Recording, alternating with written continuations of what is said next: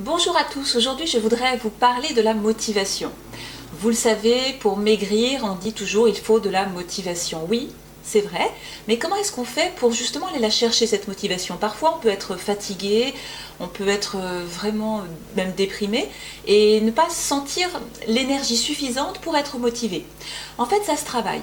Alors ça se travaille comment? Il faut d'abord avoir un but précis, c'est-à-dire savoir exactement ce que vous voulez. C'est pas si simple que ça, parce que ça doit être le plus précis possible. Donc vous voulez perdre du poids, d'accord, mais combien de poids vous voulez perdre exactement? Ça peut être en kilos, mais ça peut être aussi en mensuration et en taille de vêtements que ça se mesure. Et il ne faut pas simplement l'avoir en tête, il faut aussi l'écrire. Donc vous devez écrire exactement l'objectif que vous avez en tête. Et puis il va falloir le répéter tous les jours. La motivation, ça va se construire parce que pour que ça fonctionne, pour que votre psychologie vous aide à perdre du poids, et on sait que c'est extrêmement important, qu'à 80% c'est votre psychologie qui fait votre réussite quand même. Donc pour que ça fonctionne, il faut d'abord savoir exactement et précisément le but que vous voulez atteindre, l'écrire noir sur blanc et le répéter tous les jours.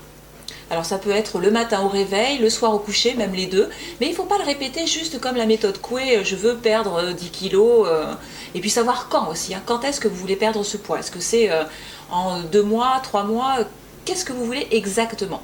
Plus c'est précis, mieux c'est. Une fois que vous avez cette précision, il va falloir le répéter à voix haute pour pouvoir l'entendre, mais avec des émotions, et des émotions positives.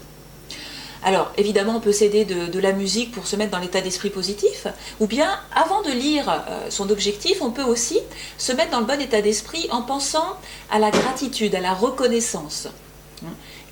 Pourquoi je peux être reconnaissante dans ma vie? J'ai un toit, j'ai de quoi manger, j'ai des gens qui m'aiment autour de moi. Donc s'aider de toutes ces choses-là pour être dans un état d'esprit de gratitude. Alors évidemment, si on veut la meilleure des émotions pour que tout cela se transforme, cette énergie se transforme en réalité, parce que c'est effectivement possible, hein, les désirs peuvent se transformer en réalité, si vous avez la bonne émotion qui va avec et si vous le répétez constamment chaque jour jusqu'à votre objectif. C'est-à-dire qu'on n'abandonne jamais et on y arrive. Alors la meilleure énergie qui existe, c'est celle de l'amour. Si vous êtes amoureuse, ou amoureux, pardon, eh bien profitez-en, connectez-vous sur cette émotion-là qui est vraiment très puissante et dites, répétez votre objectif le plus souvent possible avec cette émotion. Plus vos paroles vont être empreintes d'émotions, plus ça va fonctionner, parce que votre inconscient est sensible aux émotions. Si vous avez déjà fait des séances d'hypnose, vous le savez, on se connecte à ces émotions pendant les séances et ça peut être très très puissant. Et c'est là que des changements se font, que le comportement alimentaire va changer, qu'on va avoir envie de bouger, d'aller faire du sport, qu'on va avoir la niaque pour y arriver. Et il faut ce désir ardent pour y arriver. Souvent, les personnes qui mettent plus de temps que les autres, ou qui n'y arrivent pas du tout parce qu'elles n'ont pas l'élan nécessaire pour faire les choses, eh bien, souvent ça se passe là, c'est-à-dire qu'il n'y a pas ce désir ardent. Il y a juste cette envie de perdre du poids, c'est il faut que je perde du poids, j'en ai besoin, ou c'est bon pour ma santé, ou ça serait mieux. C'est pas ça. Il faut vraiment un désir. Et le désir ardent, c'est puissant. C'est-à-dire que ça vient de vos tripes et vous devez sentir vraiment une émotion en se disant je veux maigrir. C'est plus fort que tout et ça doit devenir une obsession. Je sais que ça peut paraître bizarre, parce que être obsédé par la balance, c'est pas génial, et c'est pas ça, c'est pas la balance qui nous obsède, c'est la réussite.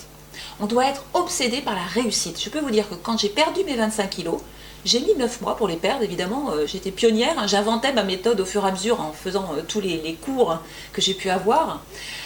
Donc pendant mes études, je l'appliquais sur moi, et c'est vrai que j'ai compris à un moment donné qu'il fallait avoir cette niaque. C'est-à-dire que c'est devenu une obsession, c'est je veux être mince, je suis mince, jour après jour, je suis de plus en plus mince, et je sais maintenant ce qu'il faut faire.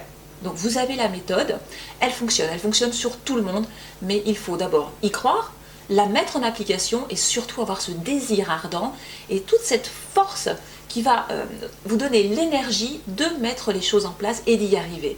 Et puis l'échec, c'est rester à terre là où on est tombé. Donc on se relève et on y va. Je compte sur vous.